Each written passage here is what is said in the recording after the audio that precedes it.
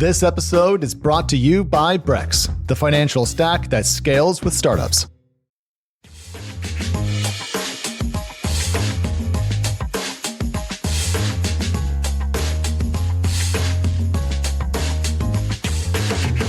Hello and welcome back to Equity, a podcast about the business of startups where we unpack the numbers and the nuance behind the headlines. This is Alex, and this is our Wednesday show where we sit down with a guest, think about their work, and unpack the rest. Today, we are talking to Tomasz Tunguz, founder of Theory Ventures, a $235 million early-stage venture capital fund. It's new, and you may know him from his time at Redpoint. Tomasz, hey, how you doing? Hey, I'm thrilled to be here. Thanks so much for having me on the show, Alex.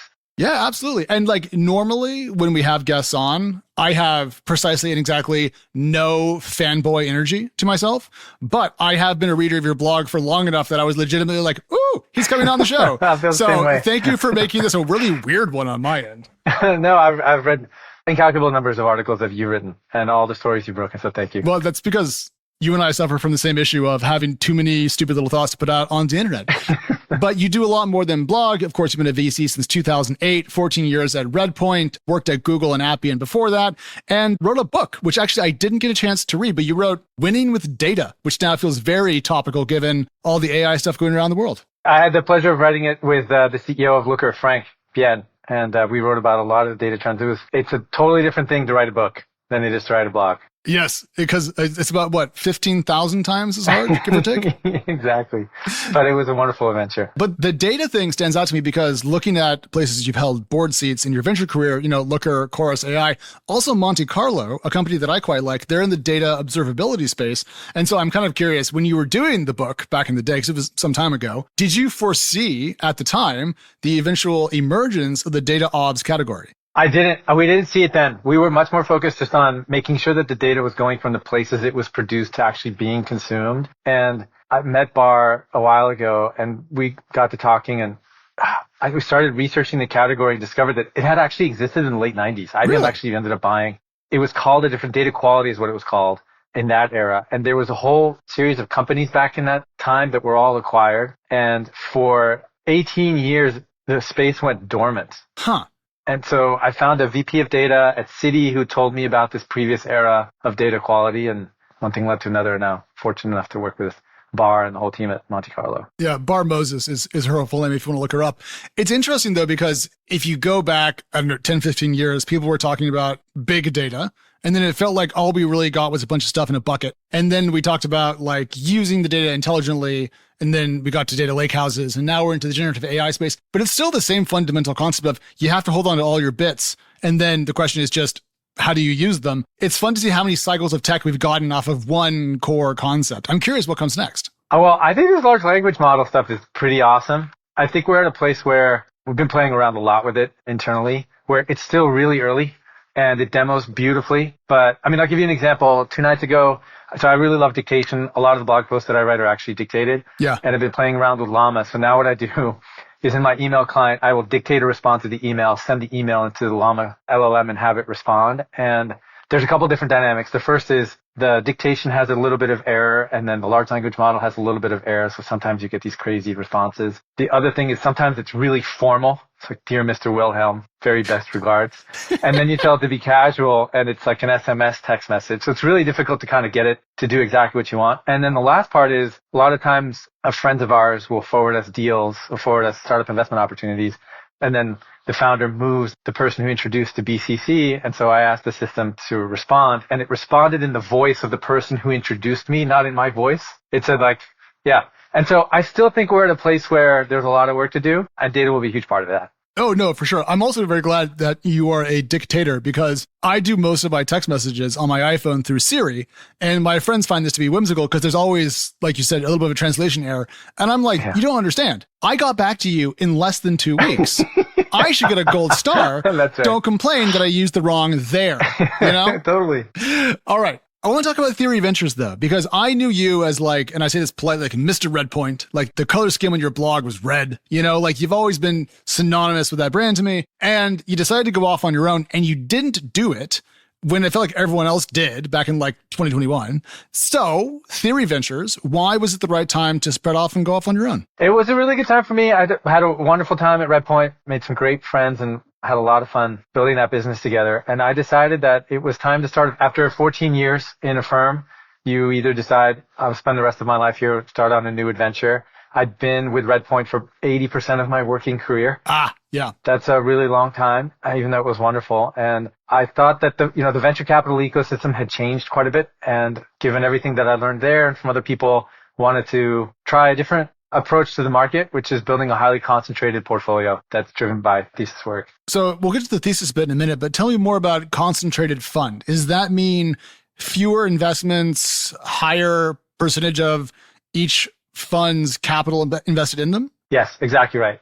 Our goal is to have somewhere between 12 to 15 core positions, which is highly concentrated for an early stage venture firm. And the idea there was to use portfolio math. So we were using Monte Carlo simulations in order to determine optimal portfolio construction. And there are different strategies that will work. This is the one that we decided would work best for the style of investing that we want to pursue. And you can think about it as like in the public markets, like Vanguard's built indices where they buy the entire market and they offer a financial product that looks like that to investors and also to companies. And then there are other investors who focus on a really small, narrow niche and try to generate alpha or returns that way. And we're that second category, but in venture capital. So the smaller fund thing made me think, because you guys raised 230, 235, whatever it was. And just for context, the last Redpoint fund was 650. So, a smaller fund, but still large for a new firm, I would say. But deal sizes have been changing. And so I'm trying to figure out, is 12 deals actually not that many for the fund size, given how it seems rounds are getting smaller? So we ran the data on seeds, and the median seed size and median seed post in the US for software companies has never decreased since 2010. Yeah. So when I joined in 2008, one of the first investments, I was fortunate to partner with the Expensify team. I think we invested for 20% of that company, and that was an A. And today you would call that a seed or a pre-seed, and then the Series B in 2008 was 6 to 8 million at 40 to 50 pre. A really expensive. That was a seed round now, but that was an expensive Series B at the time. Yeah, that's right. So given the changes in VC that we've seen, is it harder as a firm to generate the sort of returns on an IRR basis to make venture math worthwhile for LPs? Because it feels like the returns have gotten a little bit less as companies have gotten more expensive, but there's also more LP capital seemingly available given the number of billion-dollar funds. So to me, it feels like it's going in reverse from what I would expect, if that makes sense. Yeah. So the biggest driver of venture capital returns in the last 10 years has been the impact of the zero interest rate policy by the Fed, which has increased the valuation multiples, and it's created a super vibrant exit market. And that stopped all of a sudden basically a year ago. So now in order to sell a company, it's really tough because antitrust, it's been hard to go public. There were no SaaS IPOs in 2022. We just saw... I know. It was so boring. It's so boring. I mean, Klaviyo went out. It's held the IPO price, which is fantastic. And so that suggests that maybe the IPO window is open, particularly for businesses that are profitable and generating cash and have beautiful unit economics. So maybe it's changing. Well, I think Klaviyo is like, we're going to go out now because we can, because every element of our business looks great. Amazing. That was such a clean S1. It's rare when I finish reading through one and I have my notes and the con column is empty. I'm like, oh, okay, everything just looks pretty good. Well done. All right, fair enough. We're going to get back to that when we talk about software companies in a minute, but I want to talk about the thesis because you had 3 bits behind Theory. Decade of data. We already talked about that a little bit. Essentially, the importance of data in computing. Then you also have machine learning as a force multiplier. And I think about data in an AI context, as we talked about earlier, and then we talked about ML here. And I was hoping you could explain to me the Theory Ventures viewpoint on what is ML and what is AI. Okay, so the way we think about it is it's kind of all the same thing. It's using statistics in one form or another in order to get computers to do interesting things. There are 4 different kinds of machine learning. There's classification. Is this a dog or a cat? That's what Google uses. There's prediction. What is the weather tomorrow? And then there's natural language interpretation. Interpretation, natural language processing, Siri. And then the last is generation, which is the wave that we're in with ChatGPT that makes you believe that it's a person, right? Past the Turing test. Yeah. So we're in those 4 waves. What's happened is in the last 20 years, each of those waves has had their moment in the sun where there's been a breakthrough. And all of a sudden, the volumes of data are large enough and the computational power is big enough and people have developed the right algorithms to extract value from them. And at each wave, big companies are built as a result. And so now we're in that fourth one. What's the future fifth type of machine learning? Oh, I think what ends up happening is we combine these four different kinds in novel ways. I couldn't tell you that there's a fifth kind, or at least when I was in grad school, these were the four kinds, and I haven't seen a new one since. So it's hard to say that there would be, but I think that combinations of them would be unique. Yeah. So if you brought classification, prediction, interpretation, and generation together with a personal context, like if it had my data, that would be like the world's best digital assistant. Yeah. We're so close to that. Like, did you see the Microsoft news? They're going to build like Microsoft Copilot for like all of Windows, and it'll be like kind of like pan across your apps. Like, we're getting closer and closer to what I want, which is the ability to talk to my computer and have it do things for me. Siri is like the Etch-a-Sketch version of this video game I'm describing. You know, like it's not great, but it feels tantalizingly close, even though I'm sure I'm being overly optimistic. No, I totally agree with you. I saw the movie Her in 2012 or whenever it was that came out, and that's when I started to use dictation. And I think the brilliance of that movie, setting aside the romance, is the foresight and the human-computer interaction where we're not really looking at a screen all that often, maybe once or twice to look at an image, but we're having a conversation with a computer. And so that's taking the natural language processing and combining it with all those other kinds of machine learning in order to actually execute stuff. But in the case of Theory Ventures, I presume that when we're talking about ML and these four categories, we're mostly in a B2B context. I've never thought of you as a B2C guy. No, I started in venture as a B2C guy, but that didn't last very long. And then pretty quickly, and since then have been software and infrastructure B2B. Okay. Now, though, we get to the third part of the theory thesis. And this is where, honestly, I went, the fuck? Because decentralized infrastructure as database. You say that blockchain techs invert data ownership by shifting control to the end user. And this will transform the relationship between users, assets, and businesses. Utopian, positive. I like the direction of that. To me, though, having covered Bitcoin and its friends for over a decade now, it feels very much like the promise is not panned out. So I was curious why you think this is something you want to spend your time on now. Okay. What's the fastest growing database in the history in terms of revenue? In terms of revenue. Oh, shit. I was going to say the comment pages on Wikipedia articles. But yeah. In terms of, in this question, would like all the data stored in AWS count as a revenue generating database? It would. Well, then AWS. So AWS and Ethereum.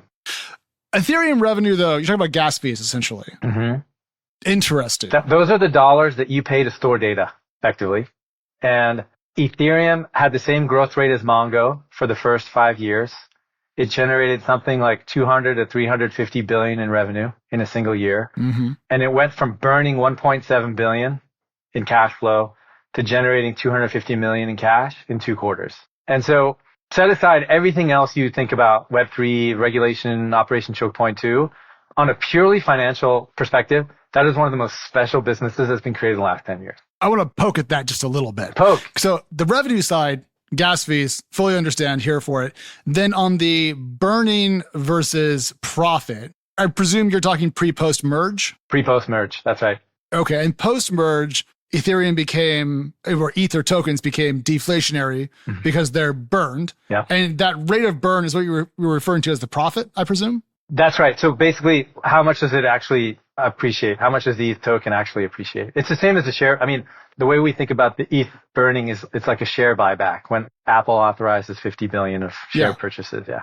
And I wrote about Bitcoin in 2013 because I thought it sounded awesome. At the time, we were talking mostly about censorship resistance and kind of like a form of money outside of traditional fiat rails. I don't dislike the idea of discussing this as a data transfer or storage system, but I mean, putting that into action, Filecoin hasn't killed off Dropbox yet, or Box, or other storage solutions. So I guess, should I expect the blockchain to have similar storage capabilities to other major data storage products, or does this store different data in a different way that I should think about? I think you should think about ETH and Filecoin like the simple database service in S3 in 2009, where Amazon cut prices about 120 times in the first 4 years. And the price to save something on ETH was $50 2 years ago. And today, if you use an L2, which is effectively a layer on top, it's measured in the cents. And the next generation databases, you can now save stuff in Web3 databases for fractions of a penny. And so we're kind of riding this cost curve down just the way that we did. Okay. Filecoin, the amount of storage that's available, it boggles the mind. The utilization is still quite low. And so where I think we are in the ecosystem is we've developed these really interesting decentralized and distributed systems. And initially the cost of doing business with them prohibited people from actually building interesting applications, but the cost curves are coming down so fast that at some point it will be more economically viable actually to be building on these systems, and you'll make those trade-offs. Yeah. I've been watching the growth of Base, which is I'm going to get this right, Coinbase affiliated, Optimism-based Ethereum L2. I think I got that right. Yeah, I think you nailed it. It's Coinbase, but it's not. It's built on Optimism Tech, but it's an own thing, and it is an ETH L2. Anyways, it's been explosive and growing very quickly. But to me, it feels much more like the ability to pass along smaller packets of data than I think about as like going into a database. And that's probably why like I feel like decentralizing data storage onto the blockchain is a cool way for certain use cases, but it doesn't feel as broad or as flexible or as generally applicable as existing online storage solutions. So am I thinking too small, or am I being overly... You're right. Like the amount of data that you can store on a blockchain today is relatively small. It's like when you had whatever. My family bought a Mac 2 and it had 640 KB on the hard drive, right? Oh yeah. Yeah. And then we thought, people were coming out with these hard drives that were 200 megs. What could we ever store with 200 megs? And now our hard disks are 2 terabytes. And so It's just early in the development of these databases where they're slow. They store small amounts of data. And instead of storing all the data on the database, you store it like a link or a pointer to something else. That's what we're doing today. And over time, eventually NFTs won't just be a pointer to an S3 bucket. Right. Okay. So then one last question about this, and then I want to talk about software and SaaS, because that's what you and I have written the most about. L2s are amazing because they allow for batch processing, much lower transaction fees. They're super quick. And honestly, there's a lot of them out there that are pretty cool. To get to the world you're describing for the future of blockchains, do we get there with L2s that we know today? Or do you think there's another, is there an L3 layer that we get to eventually that sits on top of the L2s? I think the existing L2s continue to improve performance. You can look at like what Arbitrum released, where you can execute arbitrary compute on top of an L2. There'll be better and better optimistic risk scoring algorithms that we'll deploy, and so the efficiencies will drive. There'll also be new blockchains, the performance characteristics. I think about it this way, like the whole database market in the world right now, setting aside Web3, is 100 billion. In 5 years, it'll be 200 billion. Grows at about 17% per year. If you have a company that gets 50 basis points, 0.5% of that, you have a publicly traded company. And so that's why you have lots of different databases that are built for purpose, right? You have time series databases, graph databases, streaming databases, vector databases. Each of those on their own could be a publicly traded company.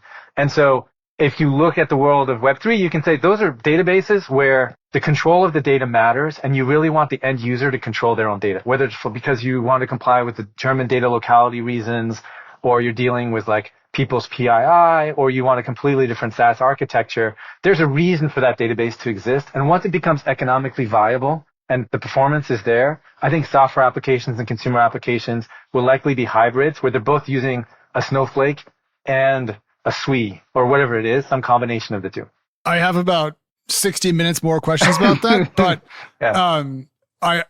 we have to talk about SaaS because I've lost a I want to talk about there. Okay. But I will say, this is the first conversation I've had about Web3 broadly in the last year that has made me go, okay, cool. And it feels good to regain a little bit of my optimism about a space where there are a lot of smart people trying really hard. But putting aside all things Web3, Web4, crypto, and blockchain, we're going to take a very short break. And when we come back, all things SaaS and the state of the software economy. Today's episode of Equity is sponsored by Brex. Brex is a financial stack created for founders, by founders, that helps startups optimize their finances at every stage of growth. So you've got that first investor check in hand, but need a place to truly put it to work? With Brex's business account, you can safely store, move, and grow that cash. And as your business scales, Brex's corporate cards, reimbursements, and automated bill pay make life easier. Founders, don't spend all day worrying about where your money is at. Get back to building when you use Brex, the financial stack that scales with you. To learn more, visit brex.com/TC Equity. That's BREX.com/TC Equity. Okay, so SaaS. Mm-hmm. Way back in time, Fred Wilson wrote a blog post on his excellent AVC blog, one of the OGs who got Legend. a 3-letter domain back in the day. Yeah. And he was talking, this is like a post in like 2008 or 2009, somewhere in there. And he was talking about how SaaS companies, should be valued at a discount when they're private because they're illiquid, and how maybe 4x revenue or ARR for public SaaS and 3x for private made sense. And then the world changed. ZERP, as you pointed out earlier. Everything went a little bit crazy for a while. And it seemed that the optimism that software companies had essentially unlimited growth prospects became gospel. And so everyone raised a lot of money, spent a lot of money, tried to grow really quickly. Many companies did. Some companies struggled. It feels like the belief in how fast software companies can grow has changed since then. And so I'm curious about, one, why did everyone decide that TAM was infinite for software companies? And then two, what changed that apart from a change in monetary policy? I would say the only thing that changed was the monetary policy. Damn it. Okay, fair enough. But you're right, like multiples expanded, right? So software companies are valued, especially the high growth ones, on a multiple of forward revenue. So sum the next 12 months of revenue, multiply it by a number, and that's the value of a company. And during that post that Fred wrote, it was 4 times. And then during the peak, Snowflake, I think, hit 78 times. And now the top quartile companies are about 14.5 last time I looked at it last week. Yep. And so the 15-year median is about 5.5 across these companies. And as a result of the changing interest rate policy, we're kind of closer to that 5.5, 6 range than we've been in 5 or 6 years. That's where we are. So one way that I think about venture capital is that it's kind of a cheat code for business, because you have more money than you would have if you were living off your cash flow. So you can do things you would have to wait to do now. You can just basically accelerate and skip time, which is cool. That's why venture capital is interesting. But if you're going to raise a lot of money and you're going to invest it in your business and you're getting a 5x multiple on, let's just say, net new ARR, does the math work out given how much money you have to spend to generate that ARR? Or at lower revenue multiples, does the kind of venture math behind SaaS get a little less clearly functional? No, the venture math still works. It just means you have to be careful of the prices you pay in the seed and the A and the B. So it's just a valuation. So if a company that used to be worth $2 billion during the heyday is now worth, let's say, $750 million, you can't buy shares at the A and the B and the C at the prices that you would have, say, 2 years ago. But the venture model, it works, and it's still a viable way for founders to make a lot of money themselves and finance the company. There are many counterexamples. Atlassian was bootstrapped. Viva raised $4 million famously and never spent $1 of it. So there are definitely counterexamples to do it, but also many of the publicly traded software companies were venture backed. So it's still completely viable. It's just prices have to adjust. And so going back to what we said earlier about how seed rounds aren't getting smaller. Yeah. How do we square that circle? Because I feel like what you're saying is we have to be not frugal per se, but intelligent with investment numbers at the earliest stages. And yet it doesn't seem to be the case. So who loses out there? Well, right now I'd say there's a kink in the market. So the seed and the A basically have, like, the seed hasn't repriced at all. It just continues to go up. 75th percentile valuation for a seed in the US is 25. And then the A is probably down like 30 to 40%, roughly, except for AI. So let's set that over. And then you have the B through the D market, which is pricing companies significantly lower than the A. And so there's this kink that exists right now. And so there's this tug of war. So if you're an optimist, you say the Fed is going to cut rates, multiples in the publics will expand, and then the growth investors will start to pay higher multiples for the businesses. Yeah. If you're a bear and you think Jamie Dimon is right and Fed funds are going to 7.5%, then you think, well, let's just hold our breath, and then the early part of the market will come down. And so this is where the market is today. And what is the venture theory here? Who's going to blink first? The way that we think about it is ownership matters more in this environment than it ever has. And the reason we're building a concentrated fund is irrespective of the valuation environment, we're in a position to be able to buy meaningful ownership in these companies. So if the multiples do expand and we go back to the heydays, fantastic. And if they don't, we have a viable business still. Yeah. Okay. No, I mean, I feel like after a period of time in which I was learning less, I am now once again learning more. And that to me is the best part of my job. And so like, I'm glad that I don't know what's going to happen because it means I have to pay attention and learn stuff. Yeah. Yeah. That's right. The world is changing. I mean, we zerped for a long time. Yeah. It was a good run. It was a good run. Man. Everybody's happy when we're all making money, and now everyone's happy when we're all making money. And now no one is happy at all.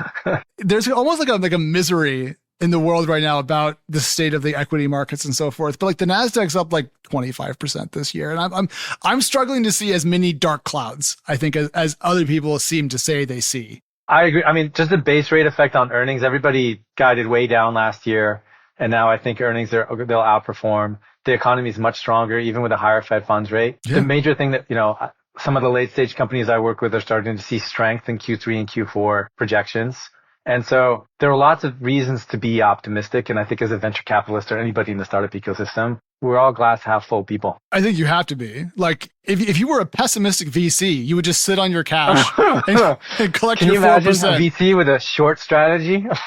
Okay, don't tempt me, because actually that'd be a great business, because you should just short all the companies you pass on, right? Yeah, that's right. Yeah. You can't borrow the shares to sell them, I don't think is the problem. Okay, so Chamath, everyone's favorite SPAC lord, was talking on his show, and this hit Twitter and it kind of hit my radar, about software companies maybe not being the best businesses because they raise a lot of money, spend a lot of money, and they don't end up profitable. And the trade-off to me, as I've always explained to other people, is, well, software companies are building highly durable, recurring revenue with strong gross margins, and they're going to kick off cash eventually. Don't worry about it. That wasn't true for a while. It seemed in the 2021 era, when people were spending a lot more. Now companies have pulled the cash lever and are often generating much more cash than they were before, or started to. And I'm trying to figure out where we are on the profitability versus growth balance point today from your perspective, and where we're going to be maybe middle of next year on the same question. Great question. Okay, so about 20% of publicly traded software companies are profitable, and that's one way of looking at them. The other way of looking at them is the amount of free cash flow they produce, and the average amount of free cash flow is about 12% of revenue. So I would argue that's actually pretty good business, particularly if you're growing 20 to 30%, spitting out 12% cash. Mm-hmm. The other dynamic around, like, people often point to the lack of profitability within software companies. There's an accounting regulation called ASC 606, which has to do with the way that you count the costs associated with sales and marketing. And that changed. It changed in 2019, 2021.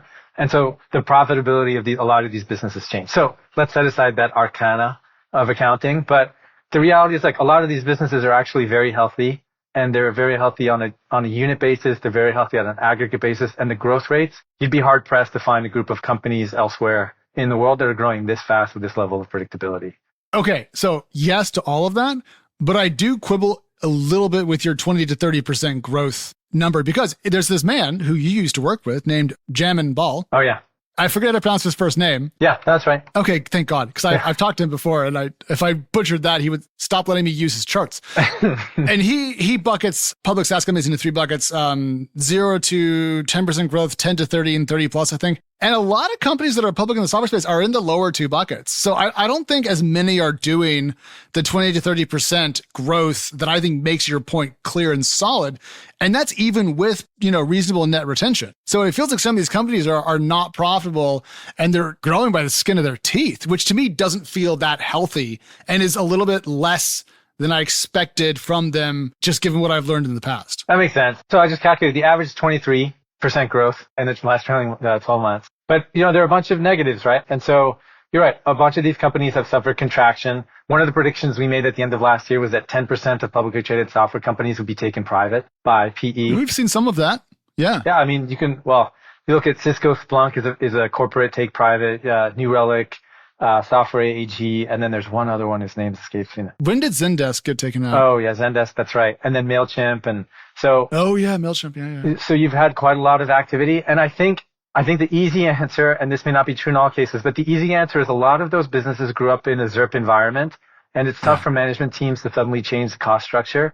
But being taken private by a PE or corporate gives you the ability to change a lot of that execution, right? Because you don't have to report to the street and you don't have those kinds of responsibilities. And so this is the circle of life within the world of software investing.